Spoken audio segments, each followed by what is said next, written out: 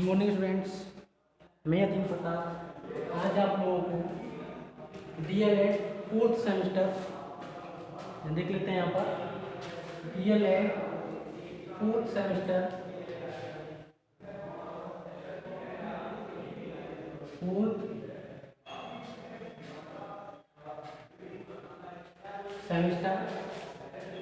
के अंतर्गत हमारा पेपर शांति शिक्षा एवं सतत विकास है। उसके अंतर्गत हमारा टॉपिक चल रहा शुरू होगा, वो है हिंसा, वायलेशन। इसको समझते हैं कि हिंसा को हमारे डीएलएड के सिलेबस में शांति शिक्षा के अंतर्गत क्यों रखा गया है, इसके पीछे शिक्षा शास्त्रियों के मंतव्य क्या हैं, उनकी क्या मंशा है, इसको समझते हैं। क्योंकि हमारा पेपर शांति शिक्षा है, उसका टॉपिक ही है, इसलिए किसी भी प्रकार की हिंसा, चाहे वो किसी प्रकार की हो, चाहे शारीरिक हो या मानसिक हो या किसी और तरीके की हिंसा हो, वो स्वीकार नहीं किया जा सकता। अर्थात किसी भी बालक के व्यक्तित्व को विकास के लिए उसके अंदर जो आक्रामक रवैया है, उसके आक्रामक रवैये की वजह से, एग्रेशन की वजह से छात्र के अंतर्गत हिंसात्मक व्यवहार हो जाता है, छात्र का व्यवहार हिंसात्मक हो जाता है, उससे हमें उसको दूर रखना है। इसलिए हिंसा जैसे महत्वपूर्ण टॉपिक को हमारे सिलेबस में रखा गया है, ताकि किसी भी प्रकार की हिंसा से छात्र को विद्यालय जीवन में बचाया जाए और उसके व्यवहार में एक आदत बना दी जाए, एक स्वभाव उसका बना दिया जाए कि उसका स्वभाव शांति को शांतिप्रिय हो और किसी भी प्रकार की उसमें उद्वेलन जैसी स्थिति ना हो। इसलिए शिक्षा शास्त्रों ने हमारे विषय के अंतर्गत हिंसा जैसे टॉपिक को रखा है। अब समझते हैं हिंसा है क्या, व्हाट इज वायलेशन। हिंसा है क्या, इसको कहते हैं व्हाट इज वायलेशन।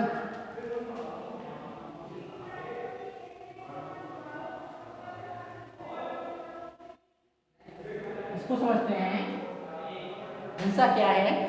प्राचीन काल से ही भारत के अंदर, न सिर्फ भारत के अंदर बल्कि पूरी दुनिया के अंदर हिंसा जैसे प्रत्यय को देखा जाता रहा है। अर्थात हिंसात्मक व्यवहार पूरी दुनिया के अंदर, न सिर्फ भारत के अंदर बल्कि दुनिया के अंदर हिंसात्मक व्यवहार होता रहा है। लेकिन आज वर्तमान समय में हिंसात्मक प्रवृत्तियाँ ज़्यादा अपना व्यापक रूप लेती जा रही हैं। अर्थात हिंसा का व्यापक रूप आज हमें या वर्तमान दुनिया में देखने को मिलता है और भारत में तो खासकर और ज़्यादा ही है। इसके पीछे भी कई कारण हैं। हिंसात्मक व्यवहार क्यों देखने को मिलता है?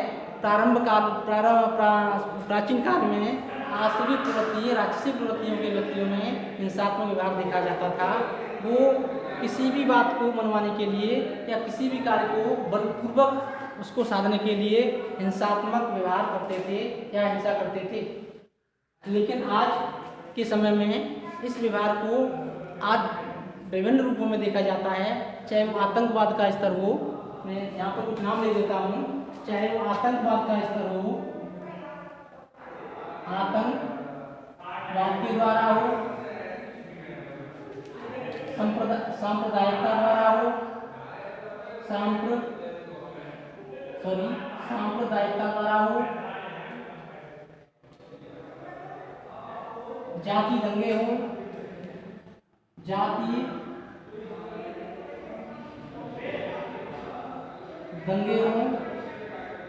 ठीक है, या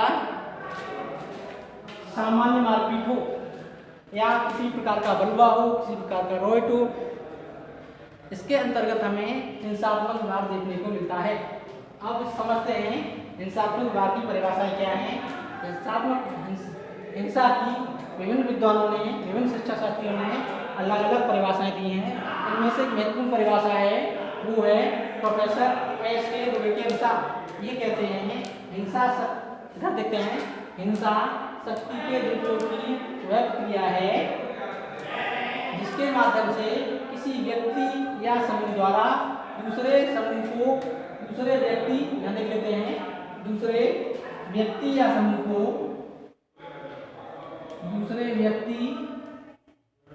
को शारीरिक या मानसिक रूप से क्षति या हानि पहुंचाई जाती है तथा जिसे समाज विरोधी कार्य या अवांछनीय व्यवहार कहा जाता है या उसके रूप में स्वीकार किया जाता है।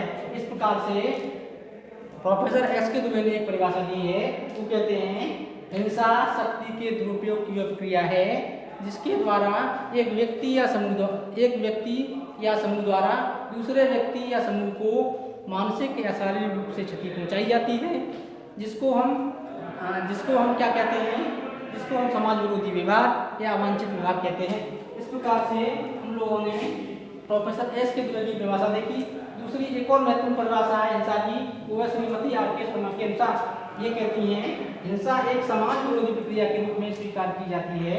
एक बार फिर देखते हैं, हिंसा एक समाज विरोधी प्रक्रिया के रूप में स्वीकार की जाती है। इसको देखते हैं, इसके माध्यम से सार्वजनिक हित, कुछ बातें उन्होंने पिन पॉइंट की हैं। सार्वजनिक हित, दूसरा का है सार्वजनिक विकास, और तीसरा का है सार्वजनिक सुरक्षा को गंभीर खतरा या हानि पहुंचती है, इसका पूर्ण संबंध हानि एवं विनाश से होता है। इस प्रकार से कह सकते हैं हिंसा एक समाज विरोधी प्रक्रिया के रूप में स्वीकार की जाती है जिसके द्वारा सार्वजनिक हित, सार्वजनिक विकास और सार्वजनिक सुरक्षा को गंभीर क्षति या हानि पहुंचती है, जिसका पूर्ण रूप से संबंध हानि एवं विनाश से होता है। इस प्रकार से हम लोगों ने दो महत्वपूर्ण परिभाषाएं देखी।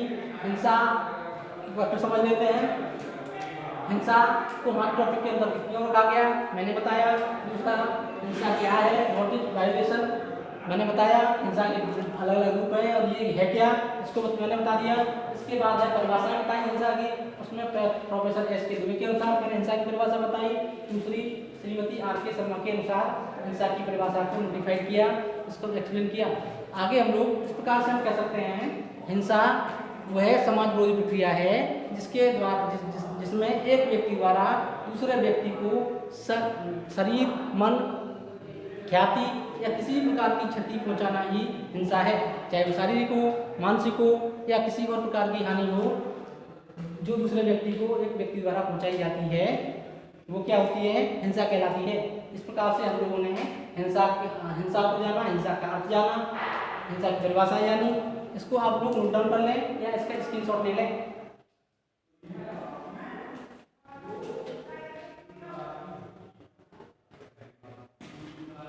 ठीक है स्टूडेंट्स, मैं उम्मीद करता हूँ आप लोगों ने इसका स्क्रीनशॉट ले लिया होगा या इसको नोट डाउन कर लिया होगा। इसको हम लोग बताते हैं।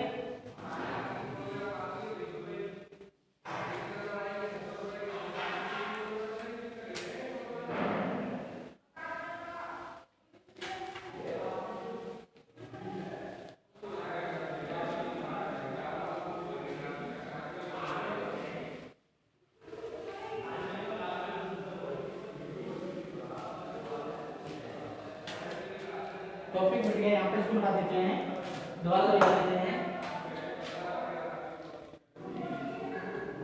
26 तारीख को देखते हैं जो है ये पीरियड था, PERIOD, first duration time duration था,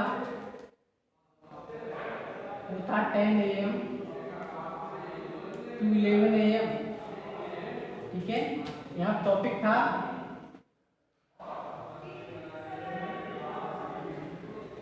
हिंसा। ठीक है, इसमें आगे देखते हैं हम लोग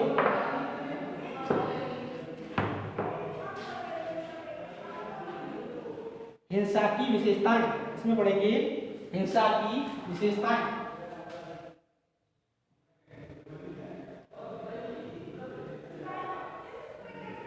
हिंसा की विशेषताएं। ठीक है स्टूडेंट्स, यहाँ देखते हैं हिंसा की बहुत सारी विशेषताएं होती हैं, जिसमें से कुछ विशेषताएं हैं जिनका हम अध्ययन करेंगे। वो है हिंसा एक विनाशकारी प्रक्रिया है। इसमें देख लेते हैं हिंसा क्या है। हिंसा एक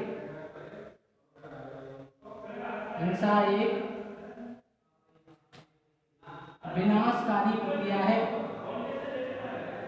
विनाशकारी प्रक्रिया है।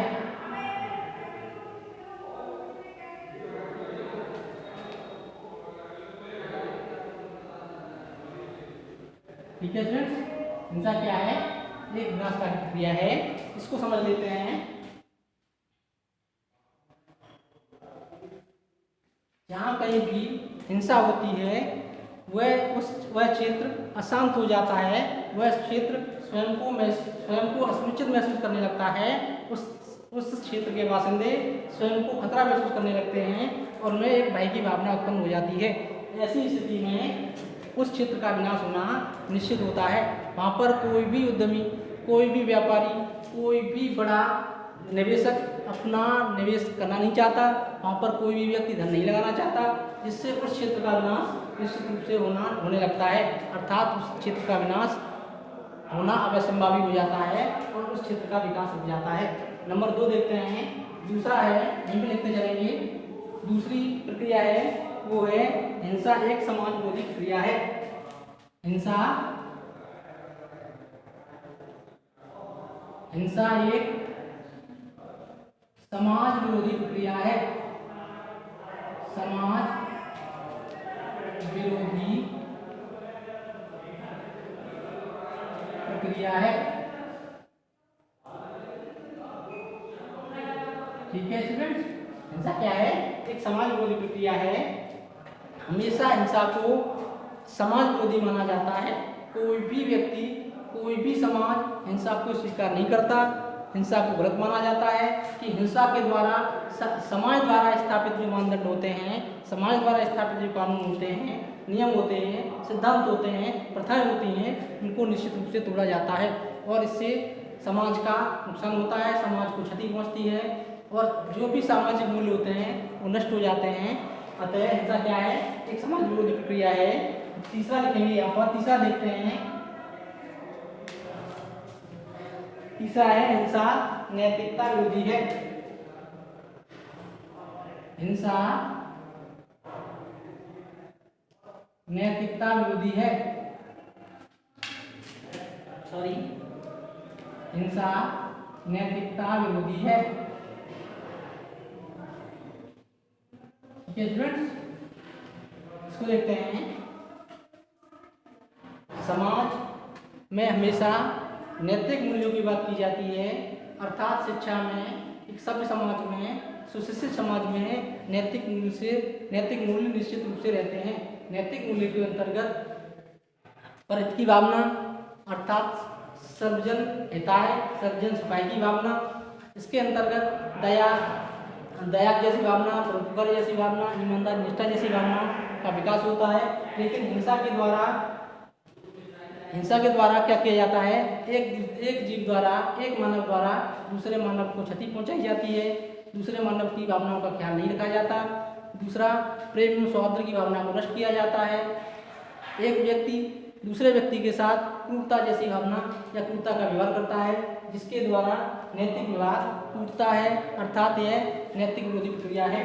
चौथी बात करेंगे वो है हिंसा मानवता विरोधी प्रक्रिया है। हिंसा मानवता विरोधी प्रक्रिया है। मानवता विरोधी प्रक्रिया है।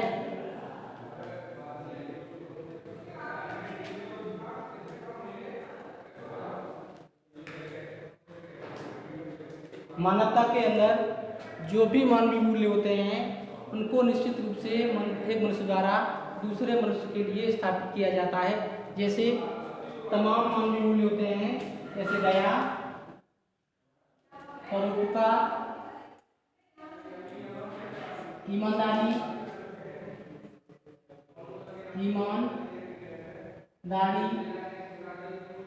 सत्य, निष्ठा, अनेक मानवीय मूल्य होते हैं जिनका मानवता द्वारा पोषण किया जाता है। लेकिन हिंसा ही वह एक तत्व है जिसके द्वारा इन मानवीय मूल्यों पर प्रहार किया जाता है, मानवीय मूल्यों का विध्वंस किया जाता है, जिससे संपूर्ण मानवता आहत होती है। इसलिए हिंसा को मानवता विरोधी प्रक्रिया माना गया है या मानवता विरोधी व्यवहार माना गया है। ठीक है, इसको मिटा देते हैं, आगे बढ़ेंगे। आगे देखते हैं नंबर 5, हिंसा एक सार्वजनिक हित। 5वां देखते हैं, हिंसा हिंसा एक सार्वजनिक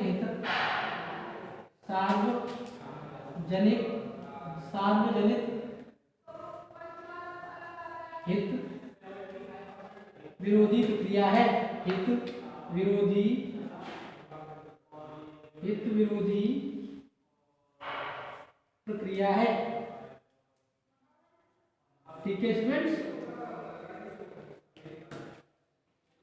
समाज कोई भी हो, कल्याणकारी राज्य के अंतर्गत उसके अंतर्गत एक भावना निहित रहती है, वो होती है सार्वजनिक हित। उसमें हमेशा शिक्षा द्वारा शिक्षा के उद्देश्य में रखा जाता है कि मनुष्य को या बालक को या व्यक्ति को अपने हित की बजाय या स्वहित की बजाय सार्वजनिक हित या लोक कल्याण की भावना को अपने अंदर आत्मसात करना चाहिए, ताकि जब कभी भी अपने राष्ट्र के हित की बात हो, समाज के हित की बात हो, लोक कल्याण की हित की बात हो, उस समय व्यक्ति को अपने स्वयं के हित भूल जाने चाहिए। लेकिन हिंसा वह तत्व है, वह एलिमेंट है जो इन सारी बातों को क्षति पहुंचाता है, इन सारी बातों को आहत पहुंचाता है, इन सारे मूल्यों पर चोट करता है या प्रहार करता है। इसलिए कहा जाता है हिंसा एक सार्वजनिक हित विरोधी प्रक्रिया है। अर्थात हिंसा वही व्यक्ति करते हैं जो उनके स्वार्थों को या जो अपने स्वार्थों को वैध तरीके से पूरा कर पाने में असमर्थ होते हैं। इसलिए अवैध साधनों का प्रयोग करते हुए वो क्या करते हैं, हिंसा का प्रयोग करते हैं, बलवे का प्रयोग करते हैं, और जो भी समाज विरोधी कार्य हैं उनमें संलिप्त हो जाते हैं। इसलिए कहा जा सकता है हिंसा एक सार्वजनिक हित विरोधी प्रक्रिया है। आगे देखते हैं, वो है हिंसा एक आध्यात्मिक हिंसा।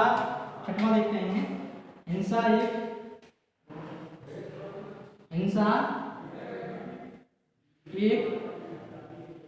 आध्यात्मिक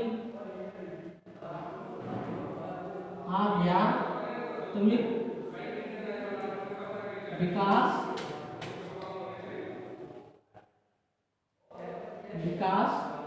विरोधी प्रक्रिया है। विकास विरोधी प्रक्रिया है।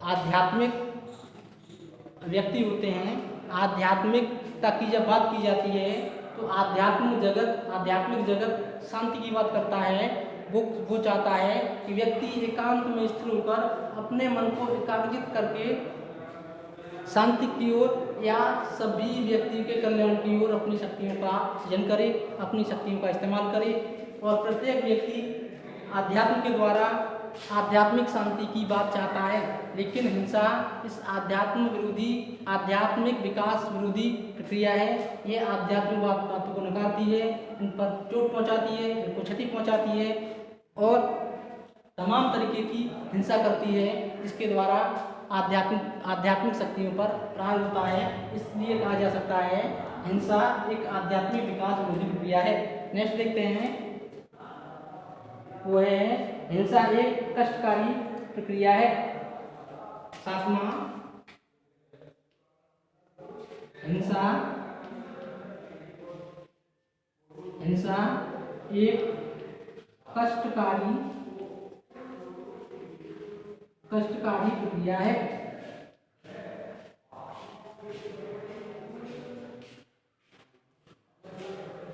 हिंसा के द्वारा शारीरिक, मानसिक तथा भौतिक एवं अवैतनिक रूप से एक व्यक्ति द्वारा दूसरे व्यक्ति को कष्ट पहुंचाया जाता है, क्षति पहुंचाई जाती है, चाहे वो पीड़ा शारीरिक हो चाहे मानसिक हो। इसलिए कहा जाता है कि हिंसा एक कष्टकारी प्रक्रिया है, जिसमें सुख एवं समृद्धि को, शांति को क्षति पहुंचाई जाती है, चोट पहुंचाई जाती है। नेक्स्ट देखते हैं,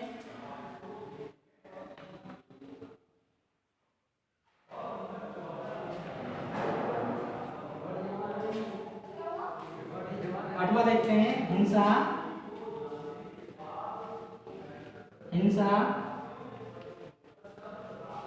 मूल्य विरोधी प्रक्रिया है। मूल्य विरोधी प्रक्रिया है। तमाम तरीके के मूल्य होते हैं, जैसे सामाजिक मूल्य, सांस्कृतिक मूल्य, आध्यात्मिक मूल्य, मानवीय मूल्य, नैतिक मूल्य, धार्मिक मूल्य, तमाम तरीके के मूल्य होते हैं, उन पर हिंसा प्रहार करती है। इन सभी मूल्यों को नष्ट करती है, इन सभी प्रकार के मूल्यों को हानि पहुंचाती है। इस प्रकार से कहा जा सकता है कि हिंसा मूल्य विरोधी या वैल्यू विरोधी प्रक्रिया है। नेक्स्ट देखते हैं, हिंसा, इसको देख लेते हैं। हिंसा शक्ति विरोधी प्रक्रिया है, शक्ति विरोधी प्रक्रिया है। ठीक है स्टूडेंट्स, इसमें इसको कहते हैं जहाँ कभी भी या जब कभी भी शक्तियों का एकत्रीकरण होता है, या जब कभी भी व्यक्ति, समाज, राष्ट्र या कोई सरकार बहुत ज़्यादा पावरफुल हो जाती है, तो वो अपनी शक्तियों का बेजा इस्तेमाल करती है, जिससे एक समाज के सबल वर्ग द्वारा दूसरे समाज, उसी समाज के निर्बल व्यक्तियों पर दुर्व्यवहार किया जाता है, उनको क्षति पहुंचाई जाती है, मारपीट की जाती है, उनको दबाया जाता है। इसलिए कहा जाता है शक्ति, यह क्या है, हिंसा क्या है, शक्ति विरोधी प्रक्रिया है। अर्थात इसमें जो व्यक्ति पावरफुल होता है वो निर्बल वर्ग को मारपीट करता है, उसको दबाता है, उस पर अत्याचार करता है, उसके साथ क्रूरता करता है। इसलिए इसको क्या कहा जाता है, शक्ति विरोधी प्रक्रिया माना जाता है। नेक्स्ट देखते हैं, अगला है 10वां देख लेते हैं। यह